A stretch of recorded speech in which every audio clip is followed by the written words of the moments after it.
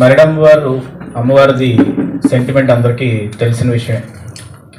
ఇది మేము మా ఇంటి ఎలవేలుపు, దాంతోపాటు నర్సీపట్నం నియోజకవర్గం కానీ నర్సీపట్నం టౌన్ ప్రజానికం మొత్తానికి కూడా చాలా సెంటిమెంటల్గా భావించే అమ్మవారు. దానికి నూకలం పండుగ కానీ మరిడం పండుగ కానీ మేము ఎక్కడున్నా కానీ ఏ ప్రాంతంలో ఉన్నా కానీ మా కుటుంబ సభ్యులు కానీ ఊర్లో ఉన్న వాళ్ళు జనాభాకు సంబంధించిన కుటుంబ సభ్యులు కానీ అందరూ కూడా విచ్చేసి అమ్మవారి దర్శనం చేసుకొని వెళ్తారు. నేను ఇది గత 1.5-2 years నుంచి చాలా సీరియస్గా ఈ మరిడమ్మవారు గుడికి సంబంధించింది ఏం వచ్చినా కానీ ఏ సందర్భం వచ్చినా కానీ నేను రోడ్డు మీద కాదు కదా, పోలీస్ స్టేషన్ ముందు మెట్ల మీద కూర్చోడానికి కూడా నేను వెనకాడలే. ఆ రోజు ఊరు పెద్దల పిల్లలది బంగారం ఇచ్చినప్పుడు, కమిటీ సభ్యుల పిల్లలది బంగారం ఇచ్చినప్పుడు ఊర్లో కనీసం ఒక జనాభాను తీసుకెళ్ళి అక్కడ చూపెట్టలేదు. ఓన్లీ ఆ రోజు ఎండోమెంట్స్ వాళ్ళు పిలిచి వాళ్ళకి ఆ బంగారాన్ని అప్పచెప్పారు. ఇప్పుడు గవర్నమెంట్ మారింది, టీడీపీ ప్రభుత్వం వచ్చింది. టీడీపీ ప్రభుత్వంలో అంతా నిజాయితీగా జరుగుతుంది, నిక్కచ్చిగా జరుగుతుంది, ట్రాన్స్పరెంట్గా జరుగుతుంది. ఎండోమెంట్స్ వారు మేము అడక్క ముందే ఏమో వీళ్ళు యాక్షన్ తీసుకుంటారేమో ప్రభుత్వం నుంచి అని చెప్పి వచ్చి అయ్యన్న పాత్ర కుటుంబ సభ్యులకి అయ్యా మేము ఆ రోజు చేసిన తప్పే, ఎందుకంటే 5 లక్షల లోపల ఉన్న గుళ్ళు మేము టచ్ చేయకూడదు, కానీ ఒత్తిడి మీద మేము టచ్ చేయవలసి వచ్చింది. ఆ రోజు ఆదాయం చెక్ చేస్తే కూడా అంత లేదు, కానీ లాక్ చేయమని చెప్పారు. అందుకు వాళ్ళు ఇచ్చిన బంగారాన్ని ఒకసారి అందరి ముందు మీ ముందు తీసుకొస్తామని చెప్పేసి వాళ్ళు తీసుకురావడం జరిగింది. మేడం వచ్చారు ఎండోమెంట్స్ దగ్గర నుంచి. మేడం వచ్చి కమిషనర్ ఆఫీస్ నుంచి రావడం జరిగింది. వచ్చి పెడితే మనం వాళ్ళ దొంగ పనులు చేయం కాబట్టి మొత్తం కమిటీ సభ్యులు కానీ అందరూ కూడా కొంతమంది పెద్దలు కానీ అందరినీ కూడా తీసుకురమ్మన్నాం.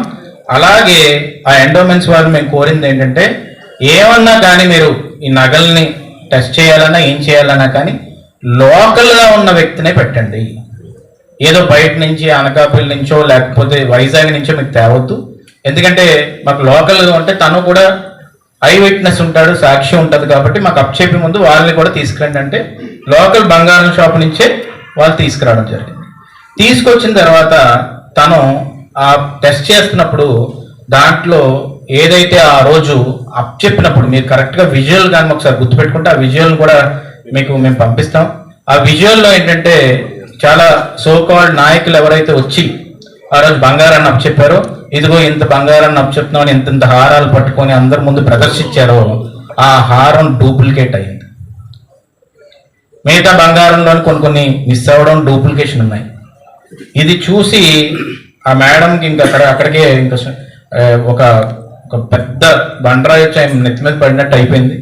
వెంటనే భయపడి ఏం చేసిందంటే ఆయన చేత 2-3 సార్లు టెస్ట్ చేయించింది. టెస్ట్ చేయించినా కూడా ఆయన క్లియరే చెప్పాడు ఇది గిల్ట్ నగలని. చెప్పినట్టునే మొత్తం అంతా మళ్ళీ బాక్స్లో పెట్టుకొని తీసుకెళ్ళిపోయిందా. మళ్ళీ వస్తానండి అని చెప్పి. మొత్తం చూస్తే నాకు ఎంత బాధ అనిపిస్తుందంటే, ఏదో చాలా చాలా సులువుగా తీసుకుంటున్నారు, చాలా చిన్నగా తీసుకుంటున్నారు. అమ్మవారంటే చిన్న విషయం కాదు, మీకు మళ్ళీ చెప్తున్నాను. అందుకు నేను కోరుతుంది ఏంటంటే ఎండోమెంట్స్ డిపార్ట్మెంట్ వాళ్ళని, పోలీసు వాళ్ళని నేను కోరుతుంది ఏంటంటే, ఇది జరిగి ఇన్ని రోజులైందని మీకు తెలుసు. గవర్నమెంట్ తరపు నుంచి స్పీకర్ గారు కూడా రిక్వెస్ట్ చేశారు దీని మీద కొంచెం ఎంక్వైరీ చేయండి అని చెప్పి.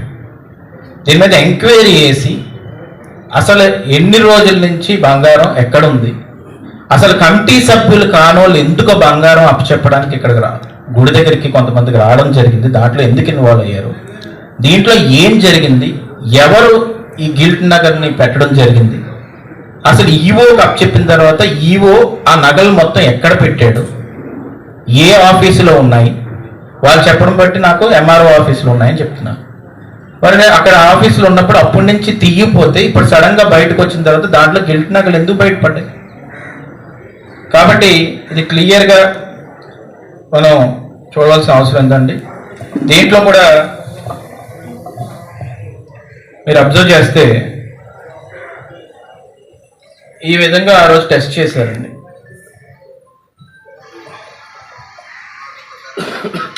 అప్పటికి కమిటీ సభ్యులు మీరు అబ్జర్వ్ చేస్తుంటే ఇంకోసారి చేయండి అని అడుగుతున్నారు. ఇంత క్లియర్గా అందరి ముందు చేశారు. ఇది అబద్ధం చేయడానికి లేదు, ఏదో నోటి మాటకి నేను చెప్పట్లేదు, అందరి ముందు చేశారు. అక్కడ బంగారం ఎవరైతే మహిళలు కొంతమంది టెస్ట్ చేసుకోవడానికి వెళ్తే వాళ్ళందరికీ వీడియో చూస్తే అర్థమైపోతుంది ఏ విధంగా అది టెస్ట్ చేసిన తర్వాత గిల్ట్ అని తేలిందని.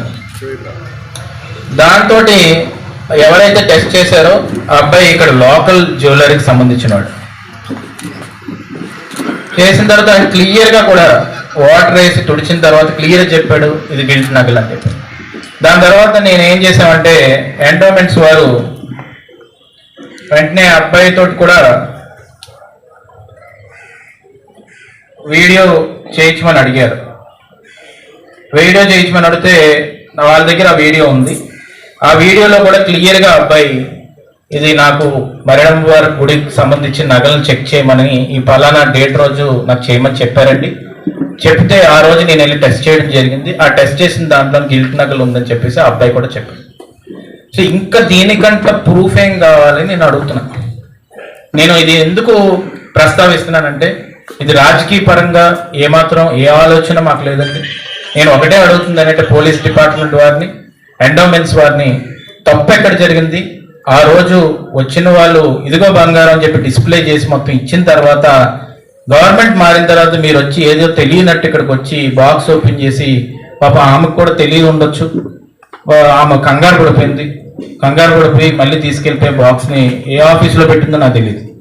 మళ్ళీ మా ఆఫీసర్కి అప్ చెప్పేస్తానండి నాకు భయం వేస్తుంది, నేను అనవసరంగా తీసుకొచ్చాను, ముందు చెక్ చేయవలసిందేమో అని అంది. సరే అమ్మా అందరి ముందు చెక్ చేయడం మంచిదే కదా అని మేము అన్నాం. కాబట్టి మేము దయచేసి పాత్రికేయ మిత్రుల ద్వారా నేను ప్రజలందరినీ కోరుతుంది ఏంటంటే ఈ బంగారం దొంగ ఎవరు? ఈ దొంగ ఎక్కడున్నాడు? అమ్మవారి బంగారాన్ని దొంగతనం చేసే ధైర్యం ఎవరు చేశారు? ఎందుకు సుమారుగా 2 సంవత్సరాలు 3 సంవత్సరాల పైన ఈ బంగారం ఎక్కడ దాచారు? ఏం జరిగింది?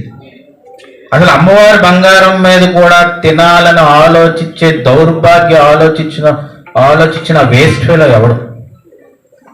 ఇంతకంటే వర్స్ట్ థింగ్ ఇంకోటి ఏమైనా ఉంటుందా? ఈ ఎంక్వైరీలో భాగంగా ఎన్ని రోజులు ఎవరి దగ్గర ఏముంది, అసలు ఆ రోజు ఎందుకు వాళ్ళందరూ కలిసి వచ్చారు, కమిటీ మెంబర్స్ కాకుండా పొలిటికల్గా అందరూ కలిసి వచ్చారు, దాంట్లో ఎంక్వైరీ చేస్తూ ఈవో ఎవరైతే అక్కడ తీసుకొని స్టేట్మెంట్ ఇచ్చాడు ఆ రోజు. ఆ వీడియో కూడా మీరు అందరూ చూసుకుంటే మళ్ళీ పంపిస్తారు. ఆ స్టేట్మెంట్లో నేను అబ్జర్వ్ చేస్తుంటే నా చేతికి బంగారం అప్పచెప్పారు, ఆ బంగారం అప్పచెప్పిన దాన్ని నేను బుక్ మీద రాశాను అని చెప్పాడు. ఆ బుక్లో ఏం రాశారు, ఎవరు తీసుకున్నారు? సో అవన్నీ ఇప్పుడు ఎందుకంటే పెద్ద మనుషుల్ని పిలిచిండుంటే, కమిటీ మెంబర్స్ని పిలిచిండుంటే మమ్మల్ని కూడా ఎంక్వైరీ చేయొచ్చు, కానీ మమ్మల్ని ఎవరిని పిలవకుండా చేశారు. కాబట్టి ఎంక్వైరీలోనే తేలుతుంది తప్ప ఇక్కడ నేను అందుకే నన్ను ఎంక్వైరీ చేయకుండా నేను వేలైతే ఎవరి మీద చూపెట్టాను. దయచేసి ఇమీడియట్గా దీని మీద ప్రాసెస్ ఎక్స్పెడిట్ చేయమని చెప్పి సందర్భంగా కోరుతున్నాను. Thank you very much.